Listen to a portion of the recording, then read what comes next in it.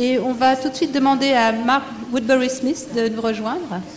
Donc, Mark Woodbury-Smith est clinicien et à McMaster Hospital au Canada. Et donc, il va nous parler des problèmes de diagnostic différentiel auxquels on est confronté tous les jours, donc chez les adultes. Voilà, donc on est très attentif à sa présentation. Merci Marc. Thank you. Thank you very much and good afternoon everybody. Bon après-midi à tous. Je suis ravie d'être là cet après-midi. C'est sympa de voir autant de gens intéressés par ce sujet, donc le syndrome d'Asperger. Ce que je vais faire, moi, c'est de parler de mon expérience clinique. On travaille avec des adultes qui ont le syndrome d'Asperger et surtout des questions de diagnostic. C'est basé sur mon expérience de ces problèmes que l'on peut rencontrer quand on essaie de faire le diagnostic des adultes avec un syndrome d'Asperger. Je vais parler aussi un tout petit peu de comorbidité, mais ce n'est pas vraiment propulsé par les données. Il n'y a pas beaucoup de données qui concernent la comorbidité dans ce sujet, dans ce domaine-là. Je sais quand on parle de ça, on nous demande si on est une personne qui regarde ces deux troubles comme faisant partie de deux spectres ou d'un seul spectre partagé en deux. Moi, je dis que ces deux choses sont très différentes et je vais essayer donc de parler du syndrome d'Asperger. Le dernier transparent dit que je n'ai pas de problème de financement par les sociétés pharmaceutiques qui me donnent de l'argent pour promouvoir leurs produits. Donc, je vais parler pendant une vingtaine de minutes, parler des diagnostics dans le syndrome d'Asperger et ensuite je parlerai de comorbidité. J'ai séparé ça presque en deux présentations, mais quand on fait une évaluation, on pense au diagnostic et on pense aussi de cette possibilité de comorbidité parce que c'est très fréquent.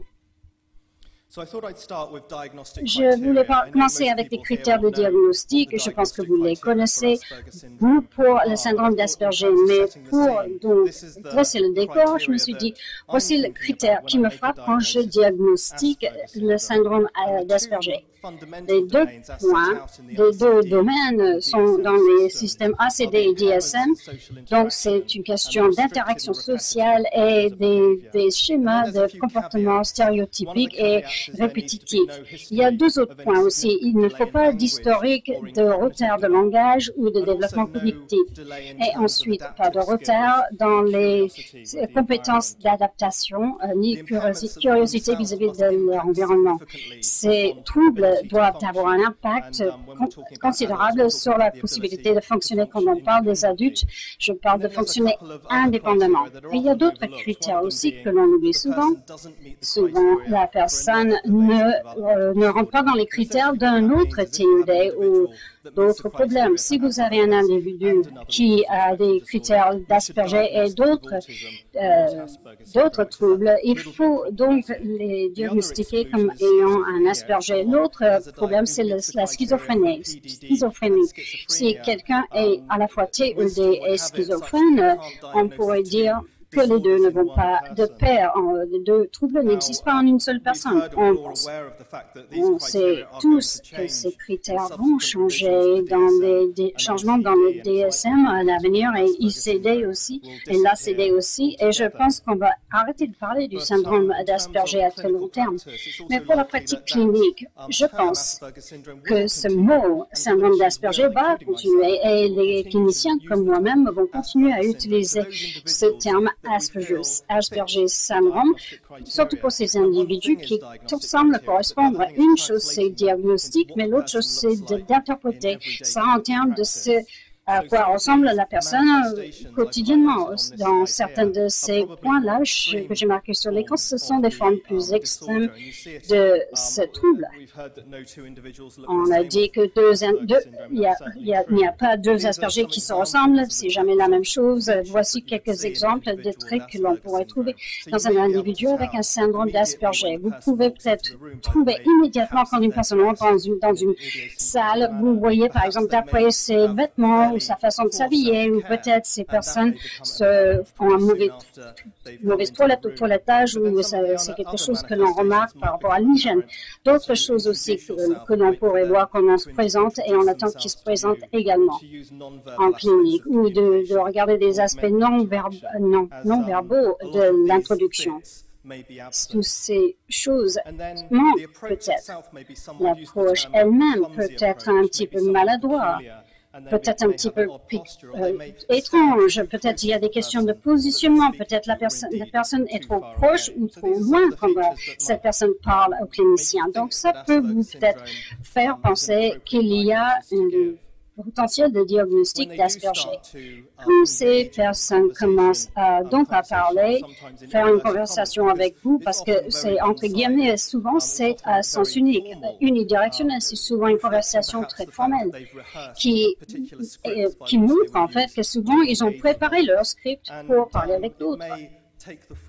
Quelquefois aussi, c'est des explications très très longues concernant un domaine spécifique d'intérêt. Et ces gens ont souvent des difficultés avec le côté sarcastique, l'humour, les choses ambiguës. Donc, je vous montre des extrêmes là, quant aux formes des caractéristiques que l'on peut trouver. Autre chose que l'on voit, c'est les domaines d'intérêt spécifiques.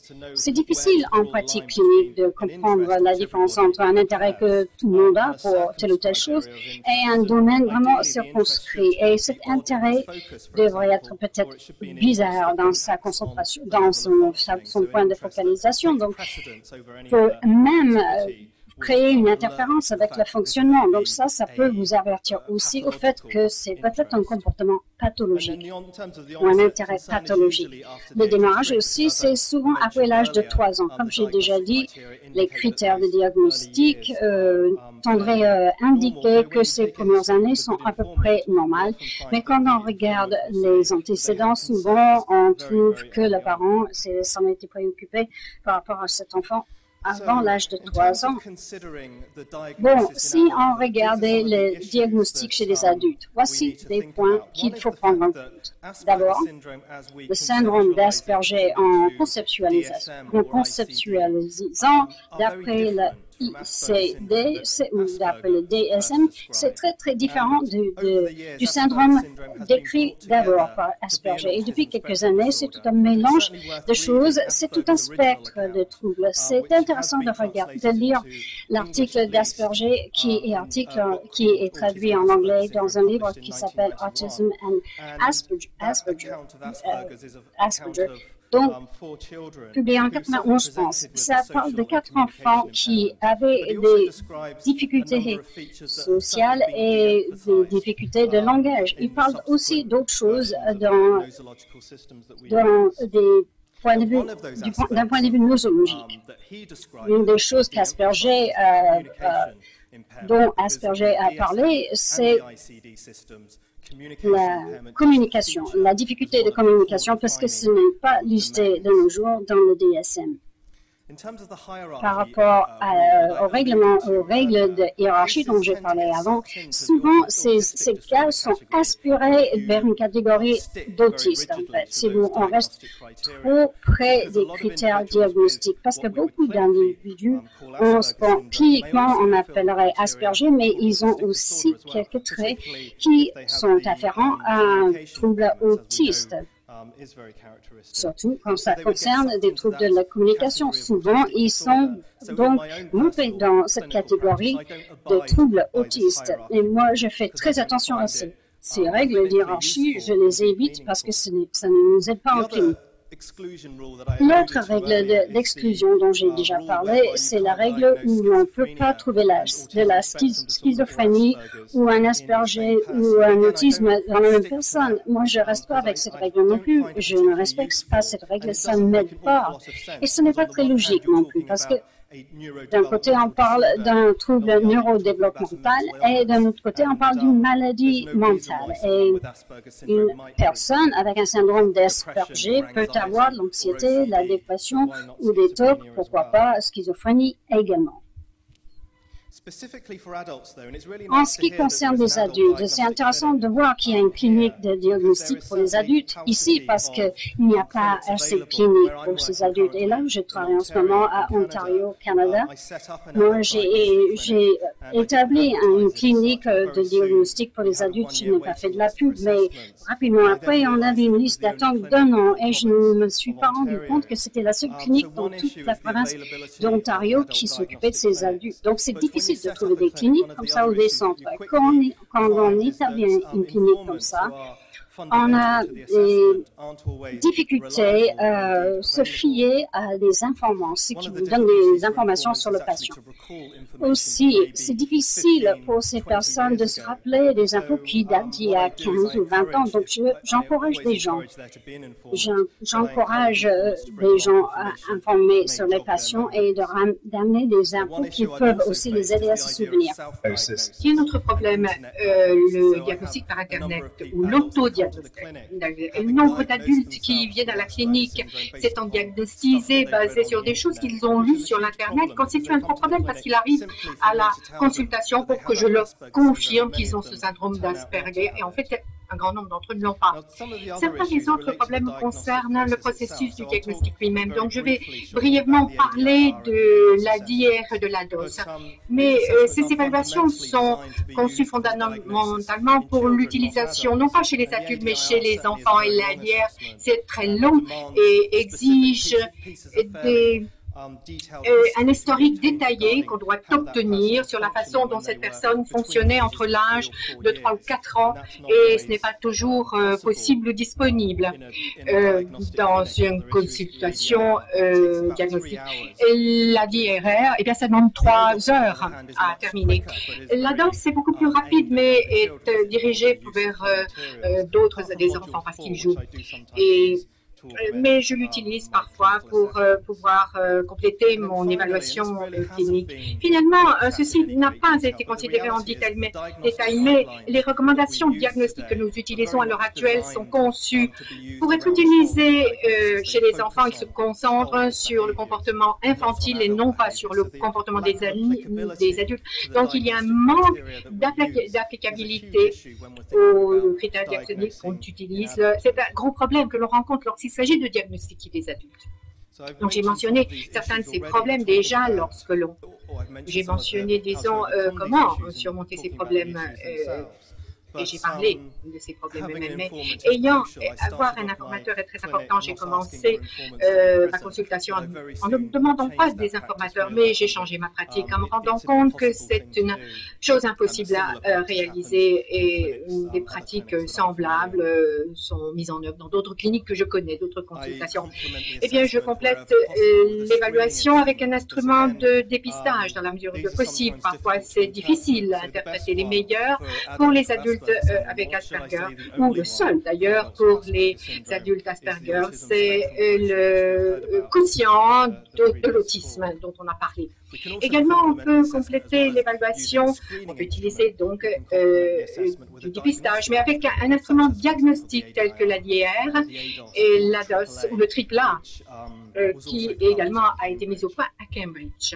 Ce que j'ai dit, et je crois sincèrement, nous avons des instruments diagnostiques, nous avons des instruments de dépistage, mais au bout du compte, nous basons nos évaluations diagnostiques sur notre intuition basée sur notre expérience. Nous voyons beaucoup de sujets qui sont Asperger ou qui sont autistiques ou qui ont un autre diagnostic médical et grâce à notre expérience, nous développons une compréhension de ce syndrome au-delà de cette checklist ou au-delà de ce qui est indiqué par les instruments et nous pouvons faire un diagnostic sur la base de notre intuition renforcée par notre expérience. Lorsque l'Académie et les recommandations américaines pour le diagnostic et la prise en charge de l'autisme a été publiée, lorsqu'il sera publié, eh bien également, ils vont souligner ce point important en ce qui concerne le besoin d'avoir une expertise médicale pour faire le diagnostic et ne pas de se fonder uniquement sur des questionnaires de dépistage. Bon, vous ne pouvez pas lire cet écran. En fait, c'est un résumé de certains des questionnaires de dépistage et des diagnostics disponibles. Donc, il y a 3-4 ans, je me suis préparée pour comprendre les paramètres américains. C'est un petit peu désuet, mais il y a le quotient du spectre autiste et l'AQ. Le CAST également est un autre destiné aux enfants autour de 11-12 ans, qui est un autre instrument de dépistage qui requiert des informations basées sur le fonctionnement dans le domaine de la communication sociale et les schémas rituels de comportement. L'AQ, le quotient d'autisme dont on a parlé, est un auto-questionnaire et systématiquement je les remets à toute personne qui vient à ma consultation. Et généralement, c'est assez fiable avec une bonne sensibilité, une bonne spécificité. C'est auto-rempli, donc on doit encercler les déclarations qui décrivent le mieux les réponses aux questions. La plupart du temps, j'obtiens quelque chose qui est significatif lorsque je soumets ce questionnaire au personnel. Parfois, j'ai des scores au-delà de 40 qui me rendent suspect. J'ai peut-être l'impression que le sujet savait comment il faut répondre au questionnaire et c'est quelque chose qu'il faudra peut-être déceler et évaluer en conséquence. La plupart de ces sujets que je vois, tout au moins, ont des scores TC qui ont des scores TC élevés. Généralement, ne souffrent pas de troubles du spectre autistique. J'ai mentionné l'ADR, l'ADOS, module 4, est applicable aux adultes, mais le problème avec ces questionnaires, c'est qu'il faut se former, l'information est très coûteuse. Et leur utilité dans la pratique clinique, dans le cadre de recherche est fantastique et ce serait très difficile de faire publier un papier sans dire que vous avez basé votre diagnostic sur ADOS-ADR pour répondre aux critères DSM. Mais dans la pratique clinique, il y a quelques problèmes. Partiellement, ils demandent beaucoup de temps pour l'administration, également pour l'interpréter lorsque vous pensez au syndrome d'Asperger par rapport à l'autisme. Parce que les algorithmes sont focalisés vers les troubles autistiques et pas spécialement vers l'Asperger. Je ne vais pas beaucoup commenter l'évaluation chez l'adulte pour Asperger, mais c'est quelque chose, lorsque je travaillais à Cambridge, c'est quelque chose que nous avons utilisé de façon routinière pendant nos évaluations diagnostiques. Ça nous permet de structurer nos évaluations, en particulier lorsque on a à l'esprit un syndrome d'Asperger, et ceci incorpore les données de l'AQ et de l'EQ. Il y a quelques problèmes qu'il faut surmonter cependant en ce qui concerne la pratique clinique de l'autisme et du syndrome d'Asperger. Ça provient probablement des pratiques psychiatriques vers l'enfance et des personnes qui travaillent dans ce domaine en tant que professionnels de santé. On n'est pas très clair souvent en ce qui concerne ce qu'on veut dire lorsque l'on étiquette un diagnostic. Ça conduit à des incertitudes, malheureusement.